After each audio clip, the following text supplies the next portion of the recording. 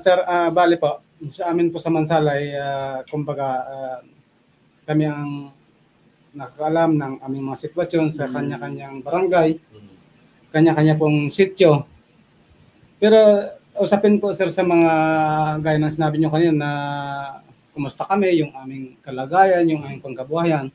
So siguro, sir, ang masabi ko lang tungkol sa aming mga pangkabuhayan or sitwasyon sa Mansalay, hindi ko rin po masabi na kumbaga ay okay, pero usapin sa mga serbisyo,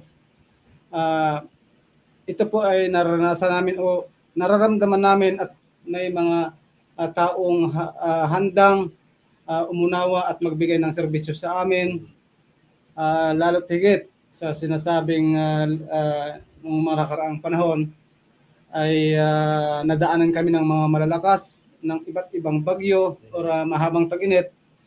Pero tuloy lang po ang buhay. Ayun. Na patuloy lumalaban at may mga tao ding na nandyan upang malalay sa amin, maging daan. Kung kaya sa mga oras na ito, nandito po kami sa inyong himpilan o station.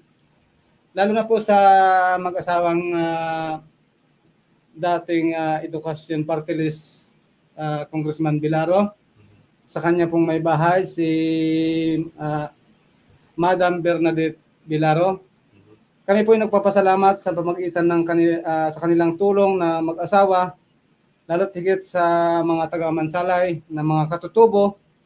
Una po, yung kanilang binigay na kumbaga tulong o project o yung serbisyo sa bayan ng Mansalay, yung ambulance na higit napapakinabangan ng bayan sa Mansalay, lalo na sa mga katutubo, ay nagpapasalamat po kami sa mag-asawang Vilaro dahil sa kanilang ginawang tulong sa amin sa hindi lang sa katutubo kundi sa buong Mansalay. Pangalawa po, andyan din po yung scholarship program. Mayroon din po na nagawa ang ating party list congressman. Si Congressman Bong. Yan po. Na marami pong mga katutubo na nakinabang dyan. At hindi lang po katutubo, pati po yung mga sinasabing mga Tagalog. Basta taga-Mansalay ay nakakatulong po yung kanyang binigay na programa sa bayan ng Mansalay. Lalo't higit po kay Madam Bernadette Vilaro, siya po ang namahala dyan sa bayan ng Mansalay.